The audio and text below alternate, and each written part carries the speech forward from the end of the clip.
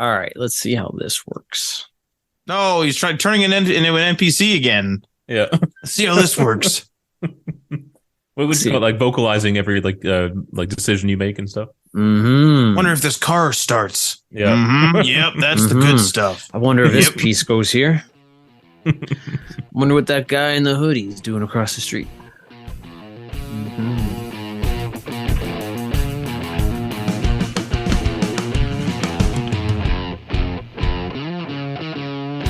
Alrighty. Hello and welcome. That it? Yeah, I gotta blow my nose. What in the hell? Hold on. Let's all. Somebody just walked in my house. Give me like 2 to 5 minutes. What is going on here? Hold on. Well, walked into your house. So we've got nasal congestion and home invasion going on. Yeah, are they allowed to walk into your house? I guess the person owns the house technically. Oh, I just don't like that he did it. I'll be right back. what is going on here? Hello, welcome to Day One Patch Podcast, episode 413. Not 413, but 413. I'm your host, Ryan Johnson. Adriano Petty is with us. Hi. Matt Lawrence is with us. I am. And I think we're all overstuffed. Matt, tell the audience what burger you got tonight. What type of burger I got? No, Matt. What was the novelty burger you got tonight, Matt? I got a bread and cheese burger, which is a burger, but instead of a bun that's cut in half, it's two grilled cheese sandwiches. So a whole grilled cheese sandwich on both ends, and then all your burger and the burger fixins, and then another whole grilled cheese sandwich. That's correct. And what did the waitress say when she brought it over? She knew it was for me. Yeah. Yeah. She brings 5 over and she's like, who had this one? Who had this one? And who had this one? But the last, like, there was that one there. It's like, and this one must be yours. How did she know that one was yours? Especially when it wasn't the last one given out. It was like, I think it was the third, I think. But way the road. I got the Captain Jonathan Archer special. The what? Hamburger only ketchup. My Plex is my computer is doing something weird. Oh my god. Adriano. I don't know what's happening. No, it's not the recording, it's something else. Trying to record a show here. Technical difficulties over there. Things are broken. Things are broken. Yeah. All right, let's hop into the stories for the week. Take-Two CEO says launching new games into a subscription service like Game Pass makes no sense. This is from GameSpot. Take-Two CEO Strauss Zelnick has again offered his perspective on subscription services in the gaming business, saying they don't make sense for frontline new releases to launch into on day one. Speaking during Take-Two's latest earnings call, oh my god, that typo! Look at that. This is right from GameSpot. Look at that big old typo. Zelnick said his company has been very cooperative with both Microsoft and Sony on their subscription services when it makes sense for us, but his views regarding subscription services for games as a whole have not changed. He maintains that there are major differences between linear entertainment, which is TV and film business, and interactive entertainment, video games business. And while a subscription service may make sense for linear entertainment, he doesn't see the same viability for games. And he says, quote, the interactive entertainment business is very different than the linear entertainment business. People consume far fewer hours of interactive entertainment in a given month than they do of linear entertainment. And within that consumption, there are far fewer titles consumed in interactive entertainment than there are with linear entertainment. So I, at least, pose the question as to whether subscription makes as much sense for interactive entertainment as it does for linear entertainment, and registered some skepticism, which I still hold, end quote. And he said linear and non-linear way too much in that sentence. But what do you guys think about that? How he thinks the subscription works better for linear entertainment like movies and film compared to video games. I don't really understand why there would be a difference. Like, I understand that one is linear, you're sitting there watching it, but why is it that a subscription wouldn't work? Like, I don't think there's a good reason given. My read on this is that video games you kind of play one for a while and then move on, whereas TV and film you're kind of watching multiple things. You know, you watch one movie one night and you may do like a movie every couple nights or whatever, or maybe once a week in a month, and then you also watch different TV shows across those streaming services. But games you kind of play, you know, maybe one or two for a month. But that's fine though. There's already a subscription service for connecting to these networks, namely the PSN and Xbox Live. So why wouldn't they sort of include games in an additional tier of paying, especially when clearly there's some sort of benefit to the developers? Because if there really was no benefit and there was only downfall, I don't think you'd have the number of third-party titles on something like Game Pass that you normally would, or that we're currently seeing. You wouldn't have that many on there.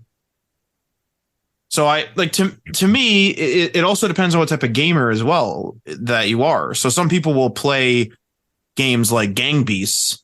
Well, Gang Beasts isn't exactly a super in-depth experience. You can go and play something else as well. You can go play Gang Beasts, and there's a similar sort of styled game called Totally Reliable Moving Service or something like that. And that's kind of in the same kind of goofy vein of it being very much like a game. It's not trying to emulate real life. It's not trying to tell an in-depth story. So if you're one of those gamers and a bunch of those games are on Game Pass, of which there are quite a few, then you're consuming it similar to linear media. I'd also say this as well, is that I actually do not take in that much linear media. I sort of go through a phase where I will binge it, or I get into a series and I finish the series. Certainly, but I don't constantly have a show on the go. There's oftentimes I don't have a show on the go, but I do bounce around different titles. Although I'll say this, what's interesting is I've noticed lately that a lot of people have been doing the sort of free to play thing where they're playing something like Fortnite, or we're playing Overwatch, or a combination of the two. And I'm sure a lot of people are playing Warzone in a combination with those other two games as well, Fortnite and Overwatch 2. So those games really lend themselves to being kind of bouncing around between them, because it's just like, hey, I'll jump on, do a few matches. You don't have to be super in depth. So maybe if it was something like all the games on Game Pass were similar to Red Dead Redemption 2, then fine. You're going to be doing that one game, unless you like bouncing around. But in general, you're going to be doing that one game into completion for 3 to 6 months, let's say, to be conservative. Say 3 to 6 months, maybe even a year if you're a casual player. Sure. Why would you pay a subscription fee like Game Pass Ultimate or even Game Pass to do that one game over a several month period? How many games do you have? Would you say you're juggling at any one time? Casual or light or heavy? Probably 2 to 3 competitive shooters. Jesus Christ. And then 2 to 3 competitive shooters, and then one single player game. Never mind, wrong person. Ryan, how many games would you say you're juggling at one time? At most 4, I think. You're in the same boat as me. You said 3 to 4 competitive shooters alone. Yeah, so I play Overwatch 2 with you guys. I play Fortnite, I play Apex, and I play Modern Warfare 2. Okay, so just those. Now keep going with your other titles. Right now, I'm just doing Stubbs the Zombie. I usually have one single player game that I just am slowly grinding on, and I have a queue of them, but I don't play multiple of them usually. Sometimes, just like how you play some board games with a specific group of people, I'll play a strategy game with a specific group of people from college. So I'll have that, but it's not really on the go. It'll be few and far between, but longer sessions. I'd say it's typically 1 or 2 multiplayer games, and then I don't like having 2 single player games on the go at the same time, but currently I do. So for me, I'll do 2 single player if they're drastically different. If they're 2 third person adventure open world games, I probably wouldn't. But I would do something like Assassin's Creed and a Rogue Legacy, because they're so different in tone and style and 3D spatial awareness. So it's funny. It's interesting how he says specifically for frontline new releases to launch on day one. Yeah. But like, why new releases? Why is he not just anti all streaming services for that? Well, because games have a quick drop off in terms of their money making ability if they're like a single player game, right? It's like that first month or two, it makes its most money and then just kind of collapses after that. And so I think then you could then put a game on subscription and just kind of slowly generate money or whatever. Or if it's a one-time payment, then they'll take that. Yeah, but if he's saying it's worthwhile to put them on at some point, because people will click on them and they'll pay a streaming service or a subscription service to play these games, why not also put them on day one? Because remember that what was that one developer who got screwed over by putting his game on PlayStation Plus? Wasn't that Oddworld? Oddworld Games Odyssey or something like Yeah. that? So you have to kind of balance, like, if we sold this game at $80 Canadian, and people had to buy it on day one rather than getting a one-time lump sum for Game Pass, you have to make that kind of, where's that line drawn that tips you over into profitability. Well, they're also in a bit of a different boat because that game was given away for PlayStation Plus in one of the monthly things that you claim. So effectively, they've given it, claimed it or something. Yeah, they've given it to the PlayStation community, and the PlayStation community at large has accepted it. Mm-hmm. Whereas something like on Game Pass, there is still, you put it out there, and we don't fully understand the payment process, but you put it out there. Presumably, you get paid on an ongoing basis of some sort. You also can release DLCs and stuff. Payment. It could be, but some of these games have been on there for so long, and some of them are multiplayer and or are multiplayer and are specifically always online.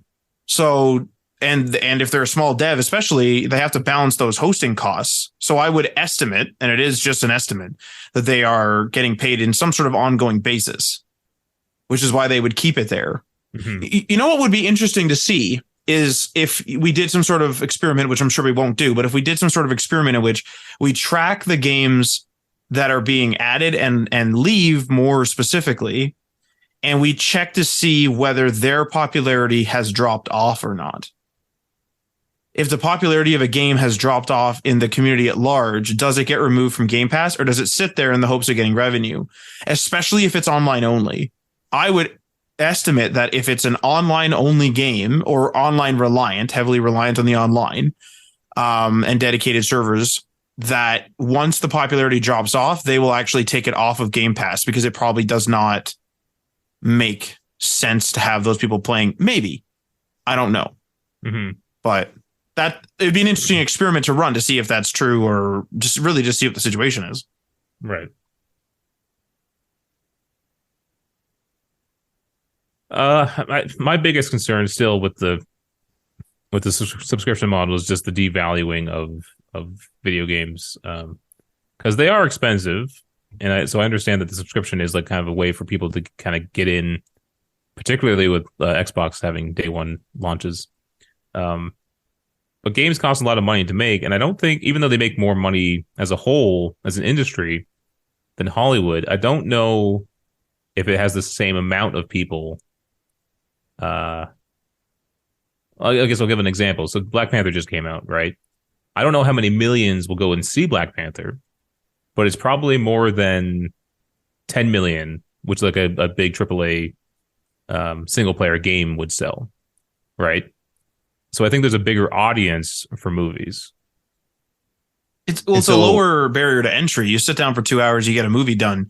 If you want to play some games, some of these strategy games, especially, you got to train up for like a month. Yeah, but I'm just saying the games are costing more and more to make. Like they cost the same amount as movies to make. But now you're with the subscription, you're lowering the price that you pay to access those games. And I think at a certain point it might collapse because there won't be enough money being generated through a subscription to pay for the big, massive video games that people want. I could personally see that potentially happening with games such as God of War, specifically games that are single player that have no way to monetize themselves after, especially in an ongoing basis. However, yeah, this is more so with single player games. But even with single player games that have an ongoing store, item shop, DLCs that come out consistently, whatever the monetization plan is, if the game just comes out and that's it, then sure. But something like, say, Outriders has been on Game Pass for a very long time. That game is an always online game, as far as I know. And World Slayer, which is their big expansion, is not available on Game Pass. So that's like a way for them to monetize the game because there is no in-game shop. There is no battle pass. That game is just, here's this looter shooter, and that's it. But here's an expansion that you can purchase. And I ended up purchasing that, and I was more enticed to purchase that, and I'm sure others were too, because I had that game for free for so long on Game Pass, or included, I should say, with Game Pass. So like when a game has a post-launch monetization plan, I can see the subscription fees not collapsing. But I see what you mean with something like God of War and all these really high budget titles. Certainly, if it diminishes the initial rush, because games drop off quickly, as we talked about either on the show or before, I don't remember. But the sales of games drop off quick after launch. If that's the case, like if that remains the case for a game that relies on that burst of sales, and that amount of money that, like, say, like that nest egg effectively gets diminished by a subscription service, certainly it's a missed opportunity. Mm-hmm. It's probably a happy medium situation, though, because there is the question of sometimes there's games where if it goes on Game Pass, we'll try it. But if it was even $40, we wouldn't try it. So right. I wonder if like there's a happy medium where an indie game that is cool in concept, but people, wouldn't quite buy it en masse. I wonder if for them it makes sense to go on Game Pass, more people try it, and even without a post-launch monetization plan, they probably make a good amount of money. But something that effectively pretty well has guaranteed sales, like a Grand Theft Auto, a Red Dead, a God of War, why would they eat into their own sales? Like, it doesn't make sense for those titles, which makes a lot of sense for the Take-Two CEO to be confused by, right? But they're effectively in a league of their own in a way. Do you guys think that Microsoft's first party titles that appear on day one on Game Pass, do you think those games are making money? Or is Microsoft eating it, hoping that Game Pass becomes bigger and bigger? Excuse me, sorry. I'm wondering, though, if they're not making money on day, like, how does it become bigger to the point where they are making money? Just by onboarding more users? Is that and then raising the price? Just brute forcing their way to success? Yeah, I think they're definitely still in the onboarding process. As soon as they start raising the price, it means that their numbers are probably slipping slightly. That makes. I think it depends on how they pay their developers. If Obsidian, for example, makes money just on like an allowance from Microsoft, then it makes sense for Microsoft to be the one that holds the big account. Mm-hmm. And then Obsidian approaches Microsoft and says, we want to make this game, we need 110 million. They get it approved, they get the 110 million, then that's it. And Microsoft pays the employees or however that works. But if Obsidian needs to operate financially independent, probably not. I don't think it would make money. Man, and they don't tell us the numbers. I don't think they give us the subscription numbers, do they? No, I'm sure it'll leak, though. So you can't calculate how much money they're making. It's safe to say, well, the fact that they're not releasing it is pretty telling. Well, they use language like it's doing well or stuff like that, or that it's it's doing it not bad. They say it's like sustainable or something like that, something to that effect. That it's like it's not going to kill them, I guess. Mm-hmm. But anyway, well, wouldn't it? Isn't it early days? Like, wouldn't giving away how you pay your people give your competitors ideas? Yeah, that was Apple's excuse too when they stopped giving out numbers. We don't want to tell our competitors how we're doing. It's an interesting take. All right, let's move on to our next story here. Xbox Game Boss says new Fable is being developed by a team that brings quality and passion to the series. This is also from GameSpot. A new Fable game from Forza Horizon developer Playground Games. Sounds like an odd matchup, but according to Xbox Games studio boss Matt Booty, the developer brought the key elements to his vision and managed to erase any skepticism. What? Booty. That erased any skepticism he had. Speaking on the Friends Per Second vlogcast, Booty explained that Playground Games brought a mix of high-quality crafting and attention to detail to its Fable pitch, as well as plenty of love for the franchise. He said, quote, they had a particular passion for the IP, and they also demonstrated that they understand what the heart and soul of Fable is about and how they can bring it forward for today's sensibilities. Some of the things that I've seen are so encouraging. They've got a great technology base, and they've just got such a demonstrated commitment to crafting quality. During some of the first reviews, I shared a little bit of skepticism, but they've since put that to rest, and I'm excited for everybody to see when we're ready to show stuff. End quote. You guys are Fable fans, right? Define fan. Well, Matt, you're a Fable fan, right? I am. Yes. Okay, what is it about the Fable franchise that you like?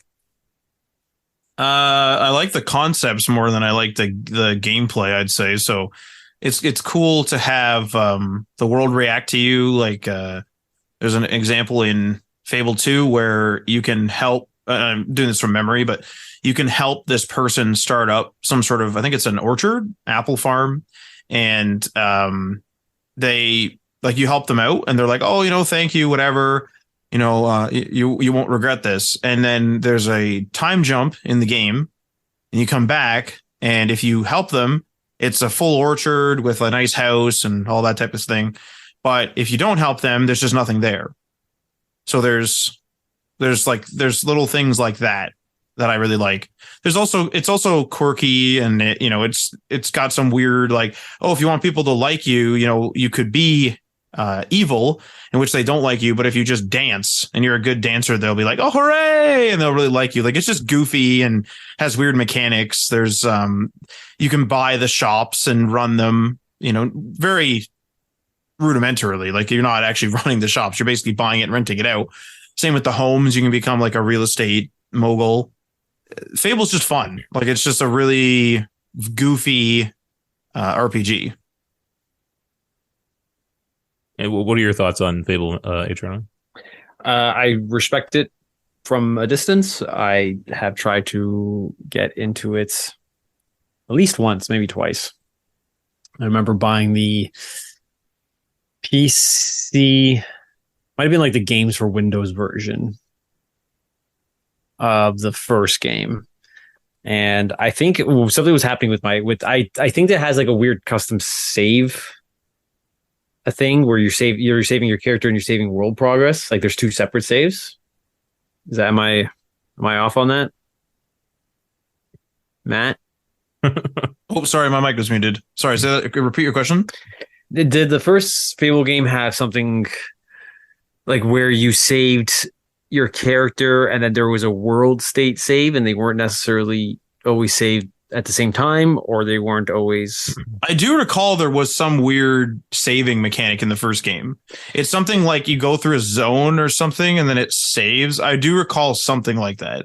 Yeah, so that was, I remember enjoying the little that I played, but that was messing me up because I would load in and I would have some stuff would be rolled back because I guess I wasn't saving the way I want, so I never bothered to play it. But it is this like weird Xbox IP that, a system doesn't have that many big major standout IPs, and this was one that at the very least started off to be one of the big pinnacle ones, and then kind of seems to have fallen off into obscurity.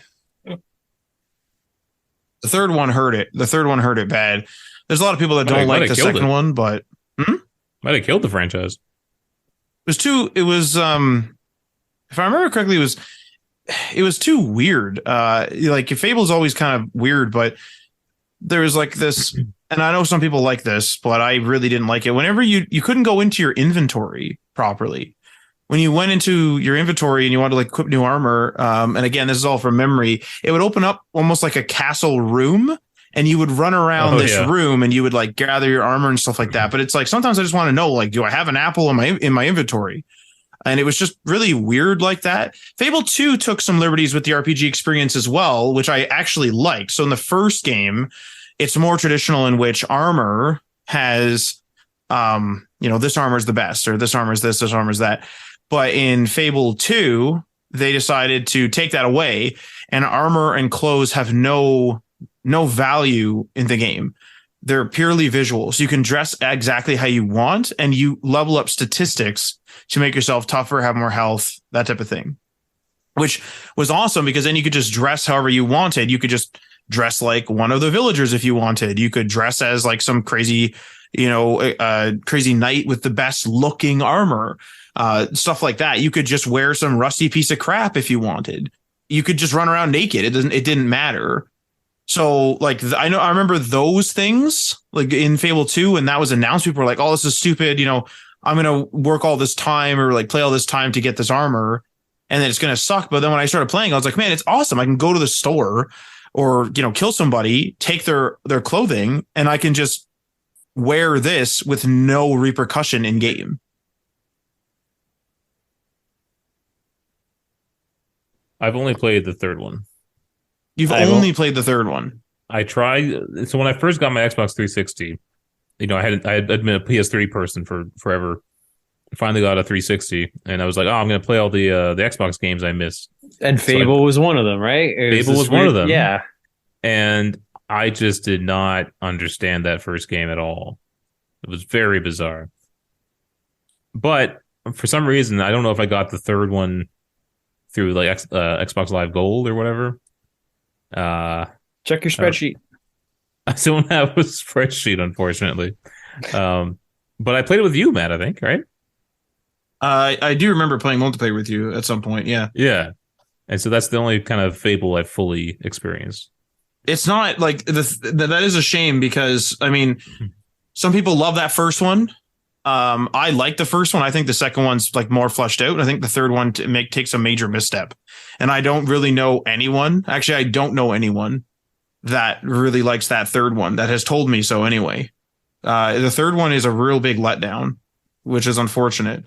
If you ever get the chance, Ryan, like maybe you should try that second one. It does work on Xbox Series. You could download it or even Game Pass it or whatever if you want to reactivate your Game Pass for a month and try that. If you ever want to try that one, because the second and the third one is very similar in, say, like mechanics. It's not like you're going back to tank controls or anything like that. But the second game is really good if you get into it. And there's even like a work mechanic where it's like, if you want to make money, you can just go to work. You can just go to like work at the blacksmith, or you can like work at the bar, and it's just little mini games.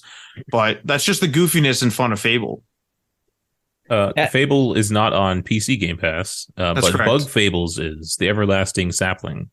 So be sure to check that one out. Yeah, it's this weird thing where it's almost like Avatar. It's this IP that should have transcended certain pop cultures and should be more revered than it is. And it should be on the pedestals with Gears of War and Halo and other Xbox titles. Yeah, exactly. Help me out. Insert Xbox title here. Like it should be up there with that, but it something happened. And it just never, it maybe had it, but then lost it. So I kind of attribute it to, and this is a weird comparison, but I kind of attribute it to Saints Row a little bit, or compare it to Saints Row, where and the comparison would be that Saints Row started out just as sort of like a GTA clone, kind of was goofy and kind of weird, and then it did really kind of embrace that goofiness and the extremeness of it. And then it just took that and ran with it. And, barring if we ignore the latest one and we're looking at the original one with Johnny Gat and the gang, the Gat out of hell, it takes it to just a whole new level. And I think maybe the one even before it, where you're basically just a superhero, you're running around. Maybe that is Gat out of hell, but there's like one or two Saints Rows of the older ones that it just went too far. It's like, oh, we're going to be goofy. And then it's like, next time it's like, let's be even goofier. Let's be even crazier. And then it just gets to the point where it's like, okay, this is no longer Saints Row. And I heard that phrase a lot from people that played it. I haven't played those later ones. I played up to 3 and then the latest one, which is a game. But Fable, I think Fable did that too, even though there's only 3 iterations. And then there's also a Connect version called Fable Journey, I think. Fable Journey. But like in terms of the mainline parts of the series, the mainline games, it's like the first one is there and it's like a little clunky. It's got its, it's whatever, but it's like, oh, okay, this is cool. This is a weird, quirky, like, cool. Let's do whatever. Then the next game, it changes it up, and sure, there's controversy. Some people love it, some people hate it, but it's still like that first game, just different. And then the third game, at least to me, is just a total wash. It's not good. It's not funny. Like, it's just, it's funny in spots, but they try to go like, oh, if you can affect the world, let's make you king or queen. That's the whole point of the third game. And then you can make decisions, and then those decisions will, and it's like, well, no, like Fable is less about me going in and saying this house should be red, paint it red. Fable very much is like, I'm going to help this random shopkeeper, and maybe in the future, his place will be like a massive mall, or it'll be a booming business. That's what Fable is. It's supposed to be weird, quirky, like, oh, that's cool encounters, not like, I'm going to build a city. It's kind of like, eh. So I think it just took a huge misstep. It kind of like went too far, like Saints Row did for many. Are they ever going to remake the original? I know they remastered it or something, right? Anniversary Edition is some sort of remake, remaster. They might. There's always a possibility of them doing something with anything. That'd be a nice way for me to get into it, I think. Like me and The Witcher, right? Yeah. Well, I think this one it's probably a new one. Like, it's probably not. Oh, yeah. Like, this is like a reboot of some sort, I would imagine. How do you guys feel about the Forza Horizon developer, Playground Games, doing it? I hope Fable has the best racing cars out there. I mean, Forza Horizons is pretty good. That last one was, I even enjoyed it, and I don't like racing games. It's a good one. So I can see them, transitioning to a non-racing title. I'll say this about it is that I think it's a weird matchup just because of Playground Games' history. But I mean, maybe this game's gonna be awesome. But what else has Playground Games done? Have they only done racing games?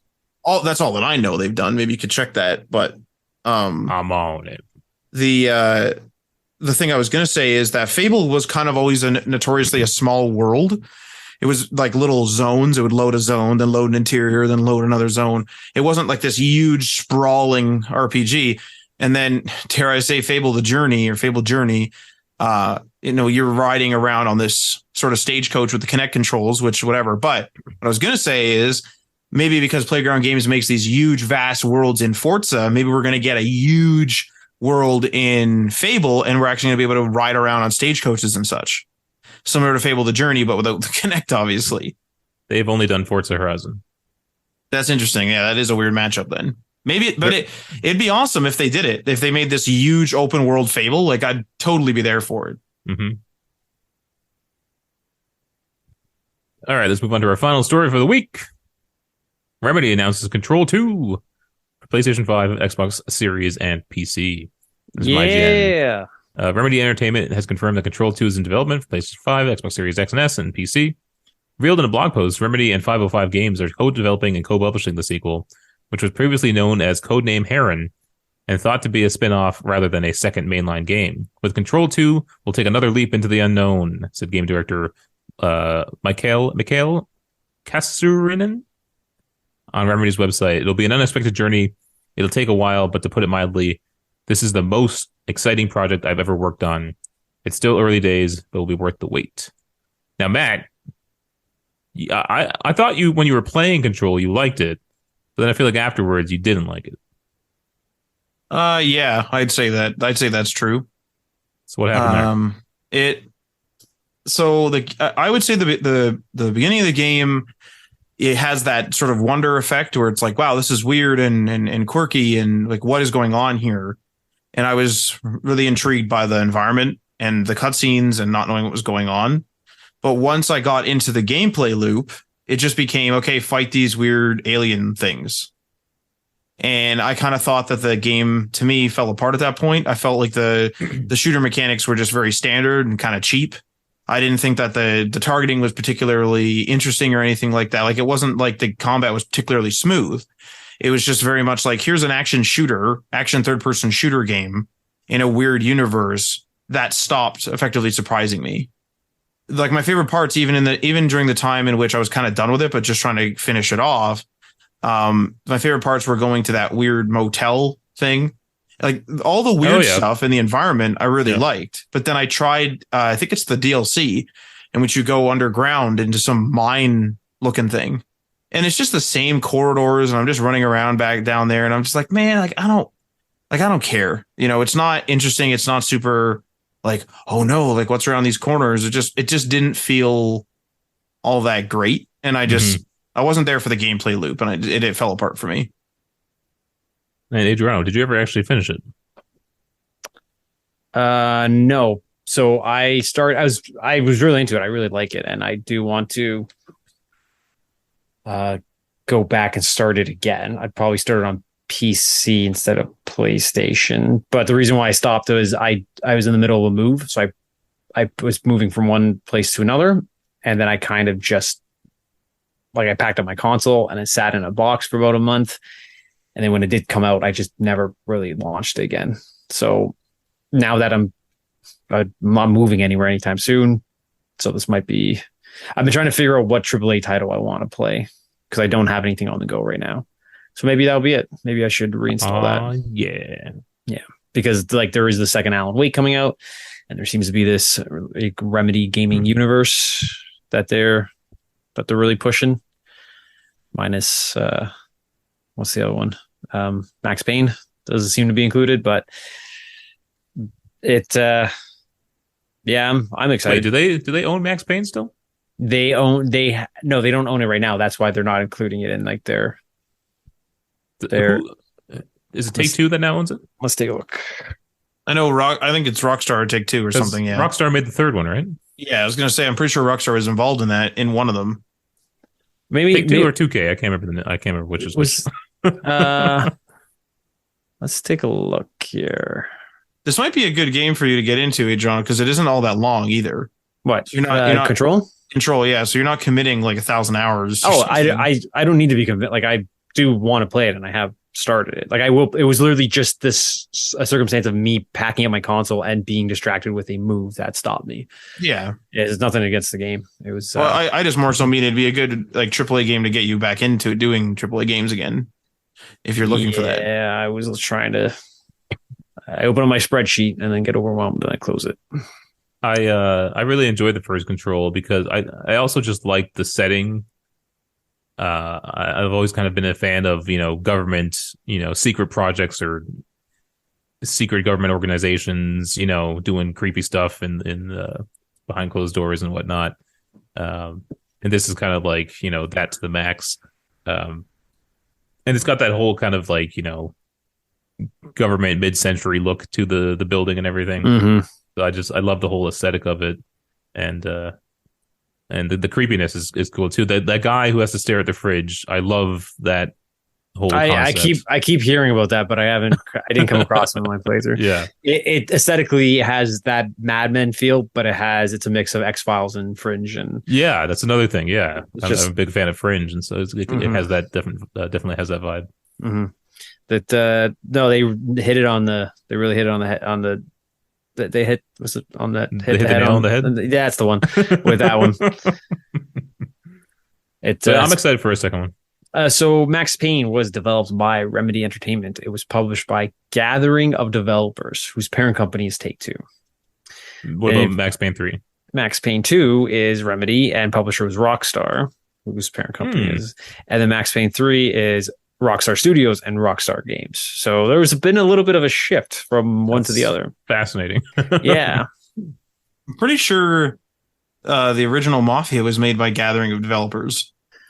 Because that'd be actually, Take-Two, right? Actually, in fact, yeah, I have the original poster from the game on my wall, and it's Illusion and Gathering of Developers. It makes me so happy that you have the original Mafia poster just on your wall. Oh, yeah. It's great. games published. I don't see a development section. For who? For Gav, you said they developed a Mafia game. I'm not sure. I think they were they were involved for sure because they're on the poster. It's Illusion and like there's some small font underneath it. So Illusion, I don't know, Softworks or something, and Gathering of Developers. I just can't make out some of the smaller text. But what year was the first Mafia? 2002, I want to say. Yeah, August 2002. It was Illusion Softworks. 1952. Yeah, and they released it on Windows originally. And then Xbox later, PlayStation. Yeah, but they're not listing the publisher unless they also did the. I don't think they would have done because they're only listed here for the. Oh, never mind. Yeah, you go further down. There's 2 years later on Xbox. They're also the console publisher. So yeah, I'm excited for Control. I'm glad there's another one. There seems to be this resurgence of Alan Wake and Control, and I know there's a whole crossover DLC in there as well. Quantum Break was a unwanted stepchild that worked its way in there, but maybe they'll do something with that again. The Quantum Break was one of those. With Quantum Break, is that the name of it? Yeah, it was Quantum. It's not even a good title. No, it's not. No. Because there's also Quantic Dream and there's Point Break and. But that was one of those games that I wanted to play because I didn't have an Xbox, and then it was a bad game. So. I honestly wanted to play it because I enjoyed the running around and shooting things in Alan Wake. I really found enjoyable, as like psychotic as that might sound. There was something satisfying about your left trigger with if you focus your beam, you take them down a notch with the light, and they're not covered in darkness anymore, and then you just pop them with a handgun or shotgun or rifle or magnum or whatever it is. I just found the combat in Alan Wake to be very satisfying. Like when you landed a hit, when you landed a hit, you felt the punch. Mm-hmm. It might have also been part of the audio design. Like it might have just been the SFX team. I hope they remember that in the remake, though. Yeah, there's those special things that made the first game special, and sometimes they can get lost when making remaking something. Yeah, and so based on my love for Alan Wake, like Alan Wake is easily my top 5 games of the 360. Like I love that game. So based on that, I then played Quantum Break mainly because I figured they would be very similar fighting mechanics or shooting mechanics, which for the most part there were. There was a little bit more arena, like you kind of got surrounded by guys, and Alan Wake was more of a one-on-one. But also the whole novelty of watching a show, like being intercut together, I found interesting. So I entertained that idea and I went through it. So I respect it. I don't know that they need to do another one, or maybe they'll work it in somehow, some other way. But yeah, I'm excited for Control 2 and Alan Wake 2 and Alan Wake remake. Don't forget that Alan Wake American Nightmare spinoff. You guys ever play that one? No. Didn't we try it on the channel, or we were going to, or something? Yeah, it's okay. It honestly feels like an Alan Wake DLC, but it's much more action. The comparison made by Remedy was Alan Wake is to Stephen King as Alan Wake American Nightmare is to Quentin Tarantino. Oh, that was like their marketing spin on it, because it was a little bit more actiony and gory. A little bit more actiony. A little bit more. I don't know. I'm trying to decide if I want to say tasteful or tasteless. I don't know which word would apply there, but yeah. Control 2, everyone. You heard it here first. We broke it. Exclusive. Well, no, but the first no. The first Control had some pretty damn good ray tracing, and so hopefully by the time this sequel comes out, those will be even better in the sequel, and I might have a better graphics card that can actually handle ray tracing. Wait, do you have the 2080? Wasn't that one made for ray tracing? Yeah, but it was the first gen for ray tracing, and so they've definitely gotten better. And I think the 40 series cards are obviously the best, but I think they even changed the technology and how it how it runs ray tracing. So, Well, maybe I'll finally put this 3080 to work instead of playing Rogue Legacy and Marvel Snap. Marvel Snap, yeah, you're using the Hey, $1,500 graphics card for Marvel Snap. Marvel Snap. Hey, that was 60 frames a second, or perfect 60 every time. Yeah. Oh, Snap is on PC. Oh, you guys were talking about the cross save and all that. Yep. Cross save if you do Google iOS, you're locked in. For now, there's no reason why that can't occur. That's bizarre. Right now, I don't see it as like, to me, Apple would have to allow their sign in on other devices, and I don't see that happening anytime soon. I think you can, though. I think I've seen it. I've seen the Apple login on other devices. Oh, well, I'm talking like besides the set-top boxes, where like I've signed into Apple on my PlayStation. I'm signed into Apple on on apps on PC. But I'm talking about a game that manages through an account. I haven't seen an example where you can manage it through an Apple account on a non-Apple device. Yeah, because Apple would probably want the 30% cut of the sales, right? Mm-hmm. So that's why I did Google, because they're be easier to move around. All right, that's it for the stories. Going to hop into what we're playing. Adriano, you want to go first? Sure, it'll be super quick. I played 3 games, and 2 of them are the same game. Overwatch on PC and Overwatch on PS4. You told us that tonight. Yeah. So I've been playing on console with you guys, and I've been playing on PC with one other PC player and 3 other console people. And we're getting better. We actually were winning a couple rounds here and there. So that's fun to get going. I'm trying to figure out, I don't want to cross characters. So trying to decide what characters I want to make to a console version and what characters I want to do to PC. And I think Orisa is going to be my tank on PC, because I'm already used to Zarya on console.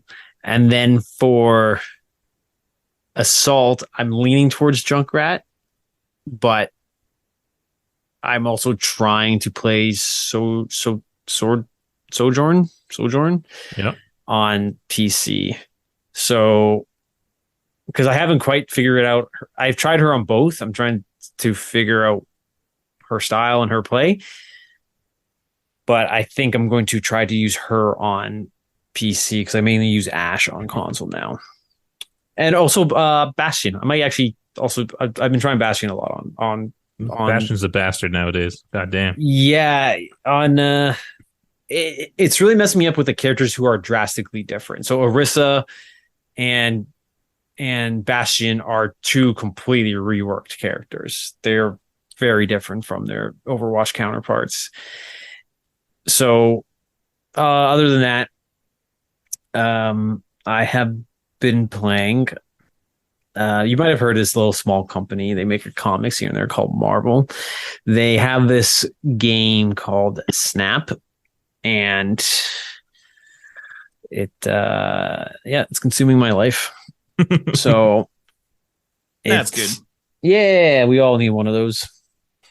We need escapism. And mine right now is a card game that I can play one-handed while I walk around my job site. So that's pretty much it for me. Matt? Oh, wait, no, that's not true. I played Borderlands with you, Ryan.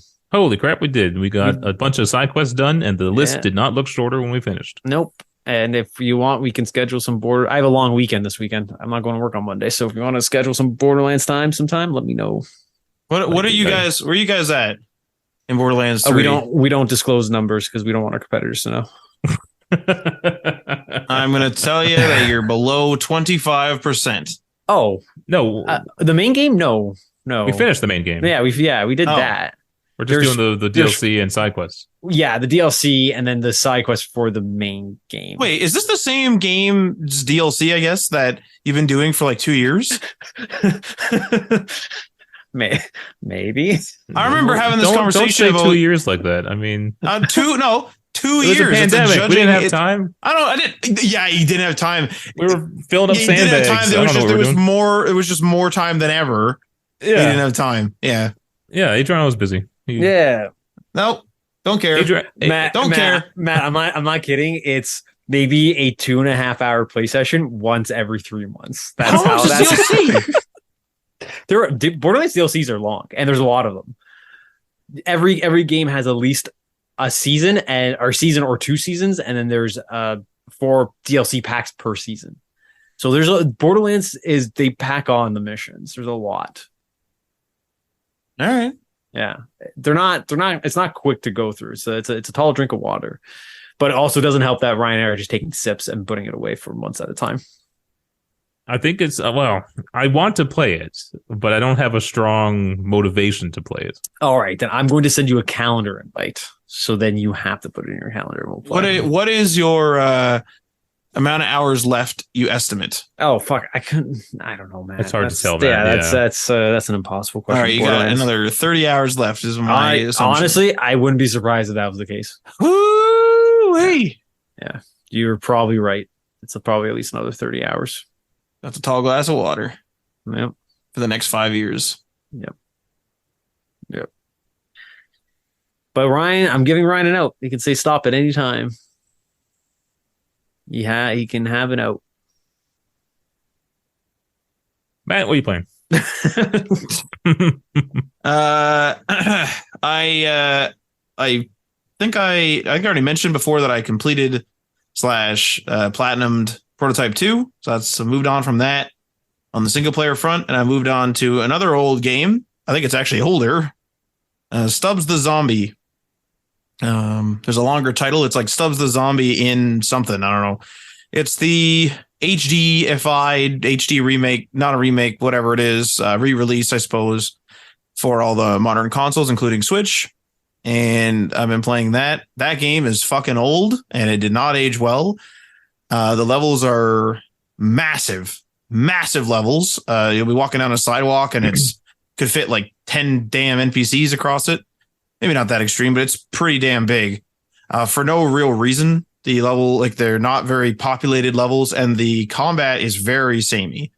You have some unique abilities. You can take your head off and roll it down like a bowling ball, and it'll explode. You can rip your hand off and throw it onto a human to possess them. And then if it's, say, someone with a shotgun or a gun, you could use that to kill your enemies. You can also, one of the big mechanics is like you're supposed to be playing as the zombie for a change. So you go up to people and you hit them, and if you eat their brains, so like you basically stun them or get behind them, eat their brains, or even just kill them by scratching them, they will become a zombie. And you don't have much control over the zombie army, but you can like call them over to your aid and stuff like that, and they'll kind of walk through and kill other people for you, and they'll also die to scratches and bites. And then those people will also become zombies. So you can very quickly turn the tide of battle if you get a couple of sneaky zombies in and you start sneaking up on NPCs and take them out. But the game is rather shallow. Like, it's not the most, like, you can run up to people and like fart so that they can't shoot you anymore. And then you can eat their brains because they're stunned and shit like that. It's a pretty shallow game. The gameplay is okay. It's very dated. It's like a 50s futurism city is what you're in. So that's kind of the aesthetic, although it's a pretty old, like, that has pretty bad graphics. But if you liked it before, if you like the old Stubbs the Zombie, like when it came out, I mean, this is probably for you. For me, I think it's a little too old and too shallow of an experience necessarily to have gone back to, because I've never played it before. I've just always been interested in it. So I'm going to get through it. I think it's like 4 more levels or something. It's not a very long game. It's a linear game. And my 4 more levels, but it's fucking bizarre. So I'll like this one part, the weirdest thing I've ever done at 4 a.m. in a game. So I was trying to get through this level and I kept dying because I was half falling asleep, but I was like, no, I'm beating this level. I don't want to be in this environment anymore. And it was the police station. I was trying to go after the police chief. And you don't fight him in like a traditional boss fight with like a gun or with like attacking him or anything. He is an avid dancer, and you play a game effectively of Simon Says, like the rhythm game where, like he'll go like red, red, blue, and then you have to go red, red, blue, and he'll go red, blue, yellow, and then you go red, blue, yellow. You have to do that in a dance off with him, and you have to win like 3 or 4 rounds of it. And then that's it. So that's that. I don't even know how else to describe that, because the other bosses I've done, you just sort of like walk in and there's a cutscene, or you fight them, or not necessarily even bosses, just like higher class enemies. Like, instead of just fighting the regular like hillbillies is what I'm fighting right now. Instead of fighting the regular hillbillies, which is the militia, I'm fighting like these big guys, these big hillbillies with chainsaws and stuff like that. So it's like different tiers of enemies, like any other game. You can drive vehicles and stuff. They don't control that well. It's a very dated game. I want to be clear. This is a very dated game. Ryan, you would love it. You'd love it so much. Oh, God. It's very old. And yeah. So, I mean, if you like it's pretty crude humor, probably pretty dated humor as well. I haven't been paying too much attention to this game's dialogue, to be fair. But if you like Stubbs the Zombie for whatever reason in the past, it's available on modern platforms. But if you haven't played it and you're not an old game kind of person, then I would not recommend it. But other than that, I've been playing some Outriders. I'm trying to get a friend up so that he can help us in the raid. I have broke 1 billion damage in a single run. Wow. Which is big for me. So that's pretty cool. And then that was only one quick session though I did. And other than that, did a little bit of Apex. Did a little bit of more Modern Warfare 2. Modern Warfare 2 is a damn pleasure to play. Just the online is what I've been playing. The gun unlocking system is a bit of like a weird tree where it's like, if you want this sight for this gun, you have to go to get this gun and unlock and get that gun to this level. But sometimes that gun it wants you to level up is locked because this other gun is, it's kind of like a tree of unlocks, which a lot of people are complaining about. But as a casual player, I don't mind. It just kind of gives me something to work towards. So it's nice. But I have the Vault edition, so I think I can buy most, if not all of the first season.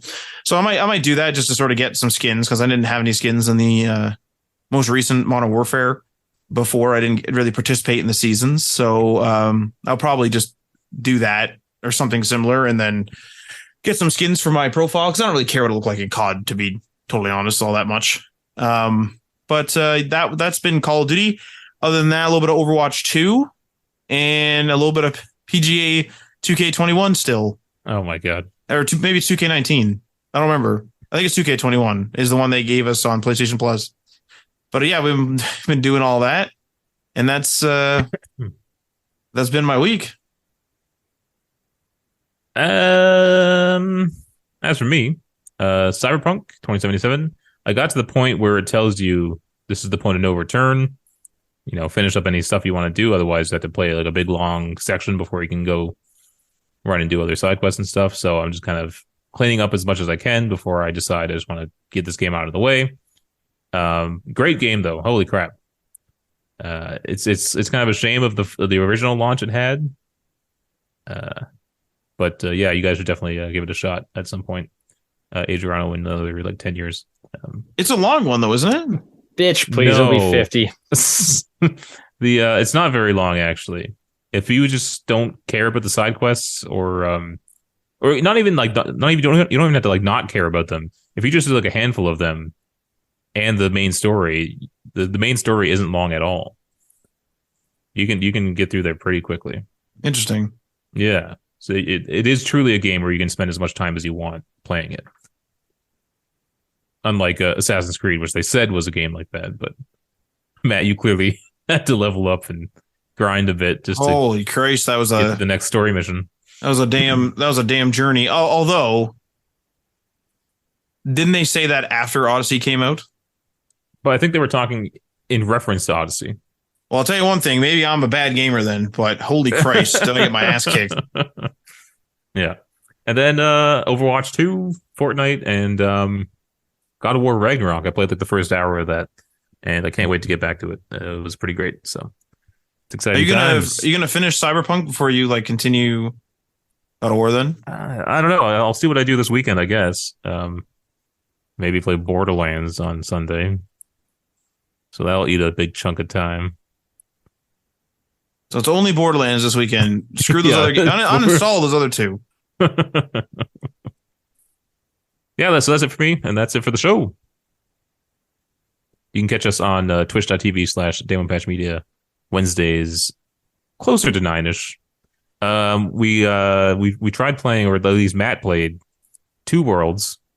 With Tim. Tim and I played it. Yeah, with Tim. A lot of trial and error trying to get me to, and for whatever reason, it didn't work for me. Maybe it had to do with my router. Maybe we had to do some port forwarding, which I despise. But it took us like an hour just to get you guys set up, which is crazy. And it still wasn't all that stable. And this is the Epic Edition. This is some complete edition they have. That game is pretty old though, to be fair. Like these servers are still online. We're playing some game that which like barely anyone, if anyone, is online. I think there was just one person. I saw one other person somewhere. So you're playing an obscure game that's very old. Like, why would they update it for modern systems? Why are those servers still running? Who's managing them? Who knows? Isn't that scary? You know what that's like? It's you never been driving down like a dirt road or something late at night, and there's a car parked on the side of the road, and you're like, where the hell is this person? Who is that? That was me tonight. I had to pull over the side of the road and do something on my phone, so it just is on the back roads towards Ancaster. And I'm at the side of the road, and I have my hazards on, and like cars are coming down, and they're like flashing their high beams or they're honking at me. It's like I'm on the side of the road and my hazards are on. I'm doing everything I'm supposed to in this situation. But get out of the way. I want to go fast. Yeah, it's like fuck people. Shit. Yeah, Ontario drivers are kind of becoming worse. Yeah. I know this is a gaming podcast, but like straight up, it is the most dangerous time I've ever had in my life. The post-COVID Ontario is the most dangerous driving I've ever done in my entire life. And I've always driven in Ontario, to be clear. And we've been driving for what? Over 10 years? Well, like 14 years at this point.